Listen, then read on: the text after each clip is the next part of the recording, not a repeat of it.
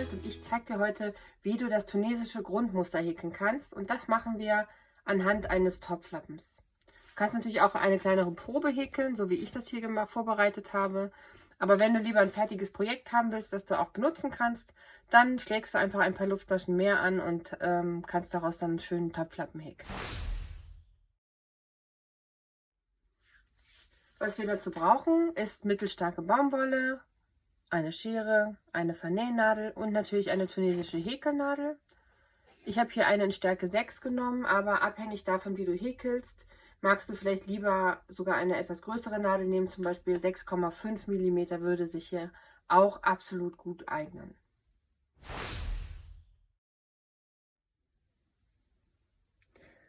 Beim tunesisch Häkeln fängst du eigentlich genauso an wie bei jedem anderen Häkelprojekt auch, indem du erstmal eine Luftmaschenkette machst.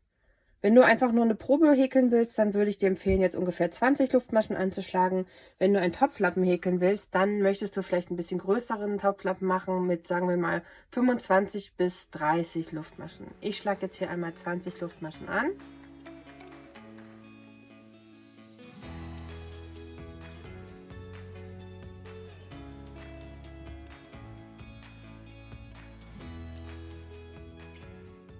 Jetzt habe ich 20 Luftmaschen gehäkelt.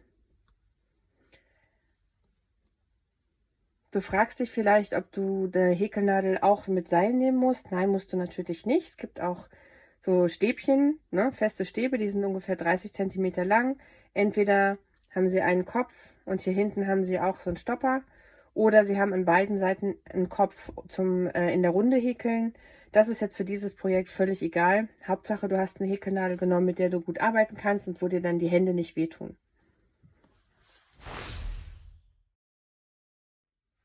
Wenn wir jetzt hier den tunesischen Topflappen häkeln wollen, dann gucken wir uns einfach erstmal unsere Luftmaschenkette an. Wir haben hier eine Arbeitsschlinge auf der Nadel.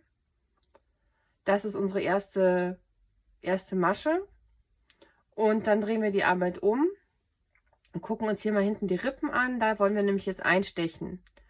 Warum stechen wir nicht hier vorne ein? Wenn wir in die Rippen einstechen, dann entsteht hier unten natürlich, das ist dann unsere Unterseite, und damit haben wir dann eine ganz saubere Kante. Beim tunesisch Häkeln brauchst du selten Hebe- oder Wendeluftmaschen. Das heißt, du kannst jetzt hier einfach ohne weiteres Nachdenken in die zweite Rippe ab Nadel einstechen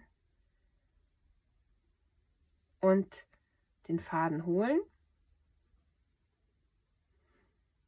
In die nächste Rippe einstechen und den Faden holen. In die nächste Rippe einstechen und den Faden holen. Das wiederholst du jetzt für alle Luftmaschen deiner Luftmaschenkette. Hier siehst du dann schon hier unten, das wird unsere Unterkante. Also super geeignet auch zum Beispiel zum Patchwork-Häkeln, um da was dran zu nähen und da dran zu häkeln. Oder einfach natürlich für eine schöne Borte und eine saubere Kante. Perfekt. Das kann man übrigens auch beim normalen Häkeln so machen. Gut, so, ich häkle jetzt hier weiter. Achte mal drauf, dass du die Luftmaschen, die Maschen hier nicht zu fest häkelst, dass du ein bisschen Luft hast und das hier ganz locker hin und her schieben kannst. Nur die erste, die habe ich jetzt, ist bei mir jetzt schon ein bisschen groß geraten. Da sollte man darauf achten, dass das bei jeder Reihe ein bisschen fester wird, denn sonst hat man am Ende beim fertigen Häkelprojekt immer so eine rechte untere Kante, die so ein bisschen hängt. Und das sieht dann natürlich nicht so schön aus, wenn man dann eine gerade Kante eigentlich haben möchte.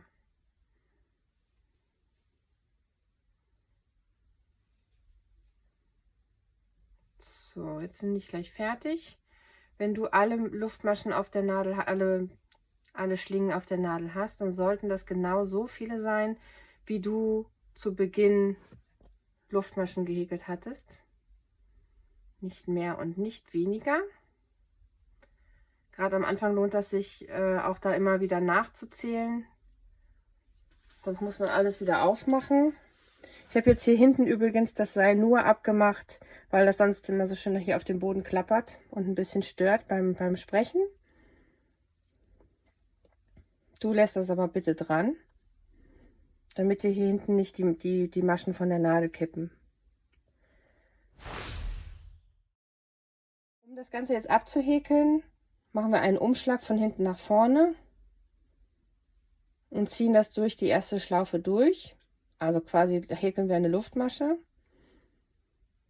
Und für alle weiteren Schlingen auf der Nadel gilt ein Umschlag und dann ziehen wir den Faden durch die nächsten 2 Schlaufen auf der Nadel. Umschlag durch die nächsten 2 Schlaufen auf der Nadel.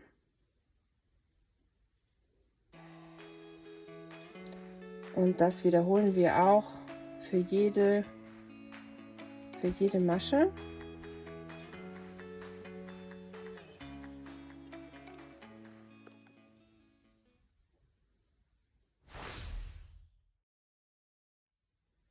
Ja, hier siehst du zum Beispiel, dass ich hier meine Anfangsschlaufe ein klein bisschen zu groß gehäkelt habe. Ich versuche das jetzt mal auszugleichen in der nächsten Reihe, indem ich jetzt hier ganz fest anfange. Die Arbeitsschlinge bleibt wieder auf der Nadel. Das ist wird die erste Masche unserer Reihe. Keine Wendeluftmasche häkeln oder keine Hebeluftmasche häkeln. Einfach jetzt für den Grundstich von rechts nach links hinter dem vorderen Faden. Holen den Faden hier und ziehen ihn durch die Schlinge durch und haben dann wiederum eine Schlinge hier auf der Nadel. Bei der nächsten Masche wiederum von rechts nach links hinter den vorderen Faden einstechen, Faden holen und auf der Nadel lassen.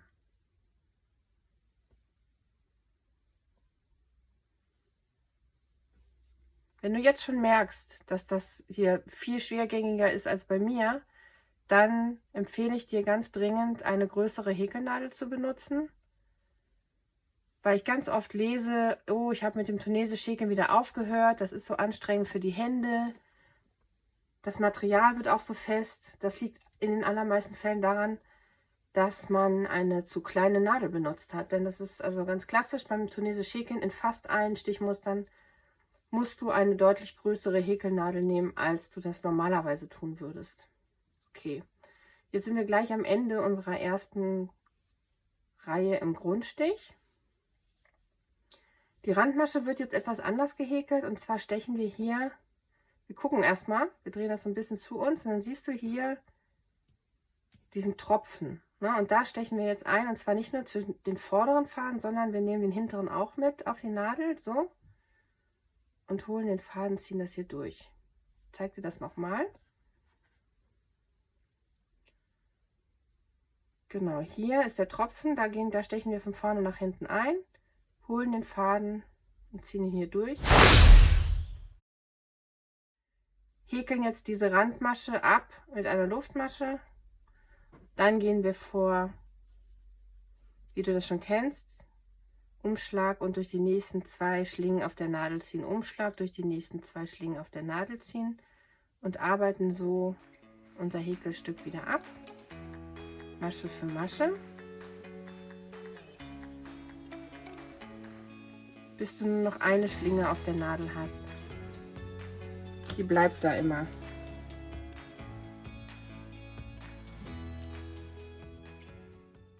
Super, guck mal, jetzt hast du schon deine erste Reihe im Grundstich gehäkelt. Zähl noch mal deine Maschen. Und dann kannst du weitermachen mit der nächsten Reihe. Die wird natürlich wieder genauso gehäkelt. Hier von rechts nach links in die zweite Masche einstechen. Also hier auf der rechten Kante musst du eigentlich nie was machen. Holst den Faden und nimmst ihn auf die Nadel und wiederholst das dann eben für jede weitere Masche.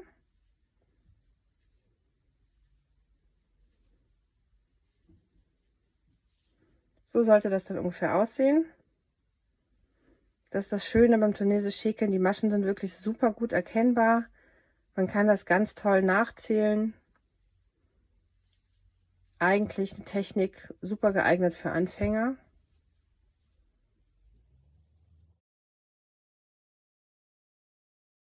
Okay, super. Jetzt sind wir gleich wieder am Ende der Reihe angekommen. Ich zeige dir hier nochmal die Upsala. Da war ich ein bisschen zu voreilig. Die Randmasche.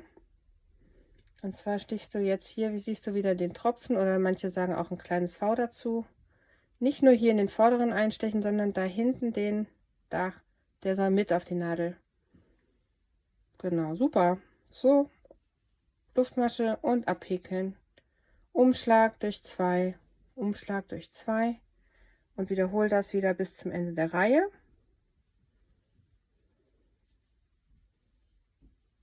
Und so gehst du jetzt vor, Reihe für Reihe. Immer zwischendurch mal nachzählen, weil was zum Beispiel ganz gerne passiert auf dem Rückweg, ist, dass man nicht 2 abhäkelt, sondern aus Versehen 3. Und dann hast du schon eine Abnahme und dann wird deine Reihe natürlich immer kürzer.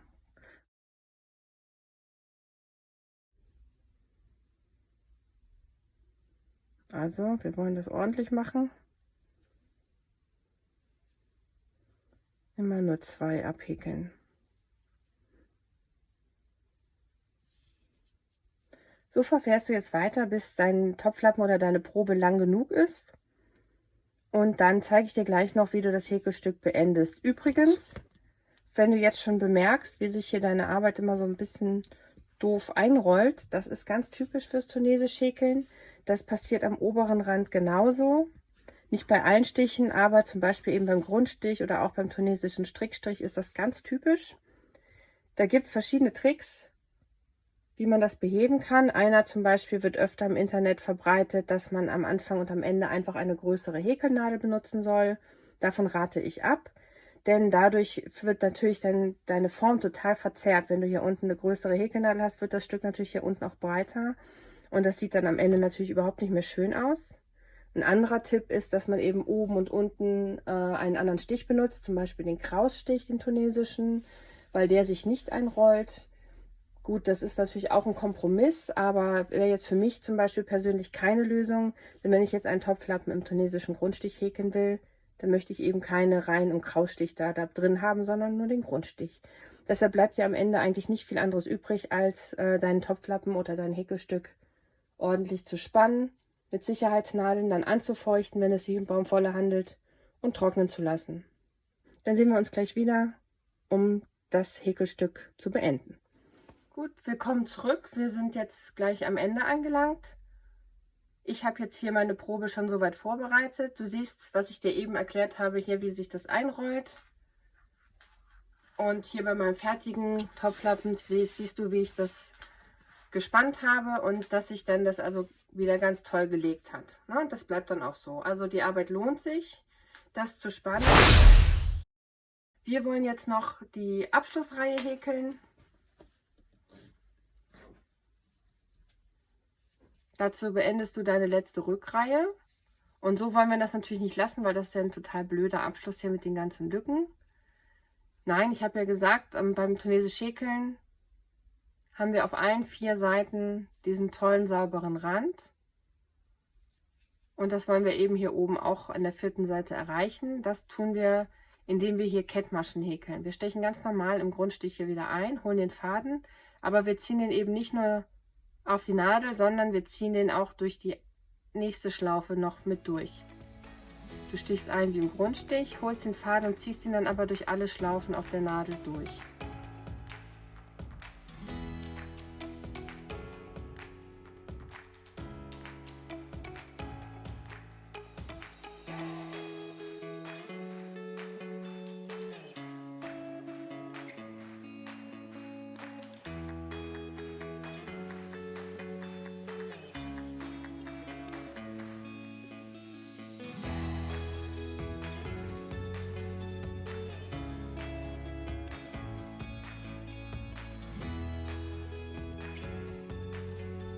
Und dann ist dein Topflappen gleich fertig.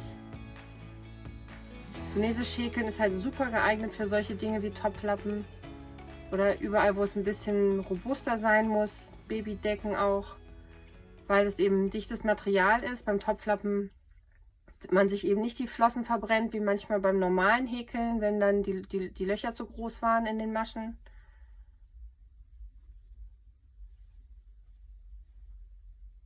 Wenn du es richtig, richtig dick haben willst, kannst du natürlich auch zweifädig häkeln. Und das hält, ne? Also dieses ist quasi unzerstörbares Material. Jetzt häkeln wir hier die letzte Randmasche. Schwupps, den Tropfen.